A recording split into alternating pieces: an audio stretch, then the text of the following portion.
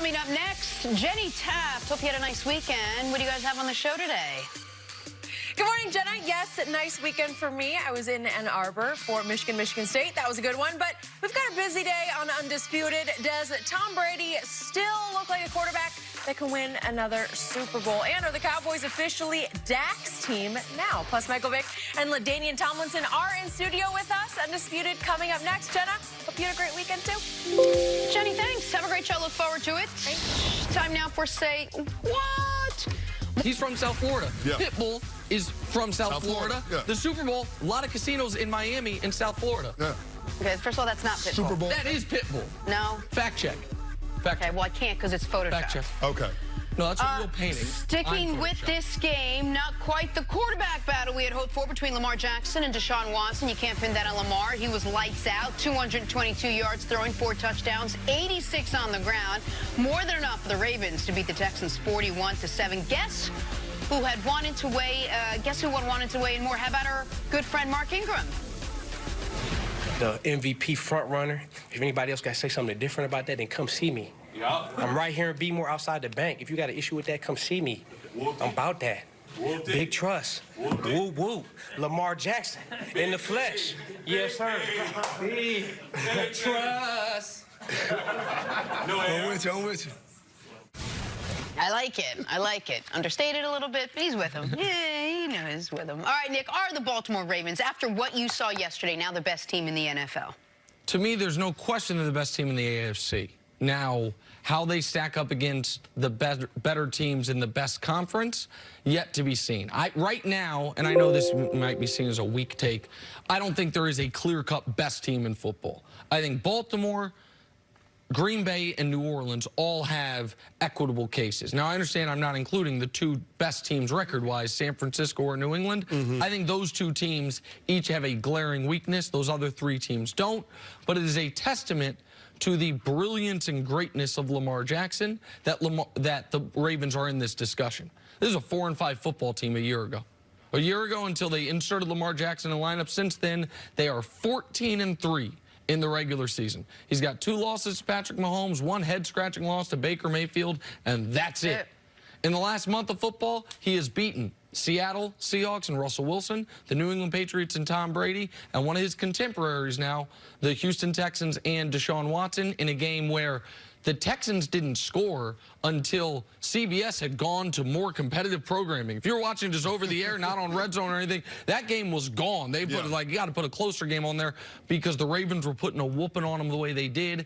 It is because right now, Canty, there is no great way to defend Lamar Jackson because of what he does for them in the running game and how much better of a passer he is than in that playoff game last season when a lot of people thought he got exposed and would struggle this year because of it. Yeah, see, to me, yesterday's game, the story was Lamar Jackson being able to win from the pocket. 3 of his 4 touchdown passes came from throwing from the well. So the fact is, he's improved dramatically from year 1 to year 2 in terms of his efficiency in being able to play from the pocket. Now, we all knew that he was a talented runner coming into the NFL, but the question was going to be, what would it look like with him as a passer? Just because conventional wisdom would tell you that it's hard to win a championship with a quarterback that's a better runner than he is a thrower. Now, I know that he can run at an elite level, but now I think he's starting to creep into that territory where you respect his ability to be able to throw the football down the field outside of the numbers with some degree of accuracy. And credit Greg Roman for building this offense around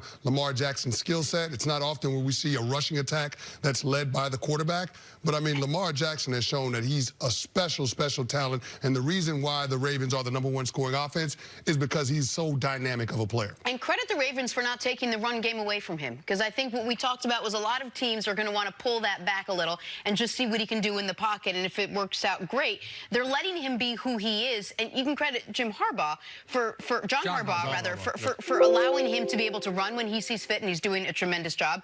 And obviously his passing game has improved exponentially from where it was last year. Right now, if he never ran the football, never, his passing numbers are that of a Pro Bowl quarterback. 106 rating, 19 touchdowns, 5 picks, over 8 yards per attempt.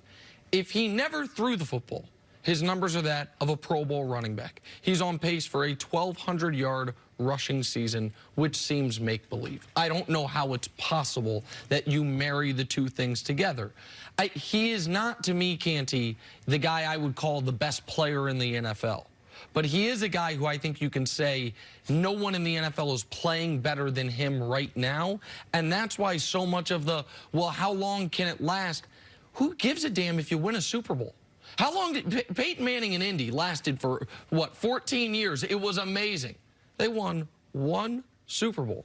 Baltimore could do that this year. Whether he has a 5-year prime or a 15-year prime, when you are already this good and your team is already this good, that's all that matters, and Lamar's proven it every single week. Yeah, I mean, they've outscored their last two opponents combined 90-20. So, I mean, the fact, and you saw the week before that when they played against the New England Patriots, before that Bengals game, they thoroughly handled the Patriots at home. So, I mean, the fact is that this offense is tough to defend just because Lamar Jackson is such a special player. I mean, they went for over 200 yards passing and 200 yards rushing, only the 12th time that's happened in 161 games this season. The Ravens have done that 4 times this year. The next closest team has done it twice. So, I mean, it just shows you how special that offense can be with Lamar Jackson as their quarterback. So that means the entire NFL has done it 8 out of 151 times, and the Ravens have done it 4 out of 10 times. Yes. It's unbelievable. That's crazy. Unbelievable. All right, on to Dak Prescott and the Cowboys now. They were in Detroit to face the Lions, and Dak was outstanding in this one. He threw for 444 yards and 3 touchdowns. He now leads the NFL in passing yards. He also helped the Cowboys get the win in a pivotal NFC matchup. Here's his running back, Ezekiel Elliott, talking about Dak after the game. Dak's playing the best football I've ever seen him play. You know, it's definitely took his game to a next level, just the things he's been able to do. Something's clicking there. He's throwing out the ball, and I mean, we got a bunch of weapons on the outside that he can throw it to, and it's hard for defense to stop him, so keep that thing rolling. Nick, can anyone beat the Cowboys if Dak plays the way he did yesterday? Oh, yeah. I mean, the Lions damn near beat them yesterday, and the Lions playing, who's Jeff Driscoll's their quarterback? Jeff Driscoll, yeah. And it was a 6-point game late in that football game. So the Cowboys aren't unbeatable with Dak playing this way. It's more to me the flip side. If Dak weren't playing this game this way, who could they beat? Dak is carrying them right now. And, man, I do not envy my good friend Shannon Sharp today, because Skip is going to be on his head, rightfully so, because Skip might be the only person who saw this coming. Dak Prescott came into the year with 5 career 300-yard games. He's averaging 320 yards passing per game this season, Canty. If you'd have told me Dak Prescott was going to be in the MVP conversation, I would say it would be very similar to his rookie season.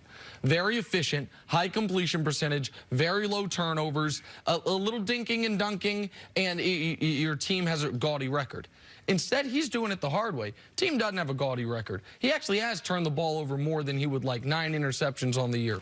But you can make up for that if you're averaging 320 yards passing and nearly 9 yards per attempt. Only Patrick Mahomes, more yards per game, more yards per attempt this year than Dak Prescott. So it's not to me that the Cowboys are unbeatable because the defense is struggling and Zeke back-to-back weeks is struggling.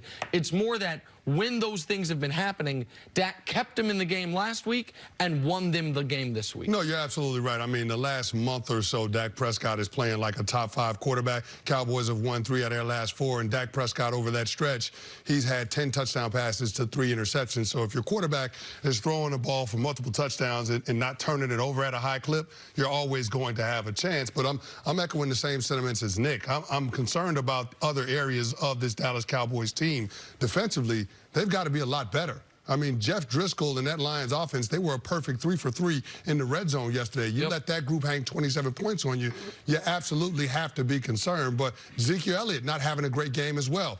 That's a part of this team that they need to get on track. But coming into this season, the biggest question mark about this Dallas Cowboys team offensively was going to be whether or not Dak Prescott could take advantage of man coverage down the field outside of his numbers to the wide receivers.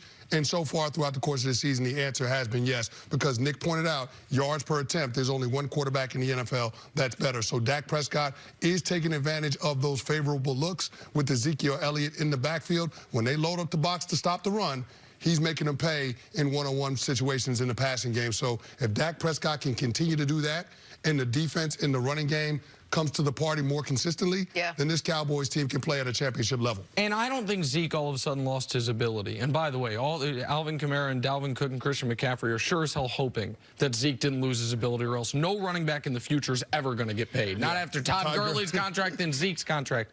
But maybe what we're going to see starting as early as next week when the Cowboys play the Patriots is, for the first time in Zeke's career, is the defense going to go into the football game saying, we can't put 8 in the box. We have to respect Dak's passing game so much that Zeke has more open holes to run through. If that starts to happen, then this Cowboys team becomes the team the question alluded to, a team that can beat anybody. We got to go. Much more on this coming up on Undisputed.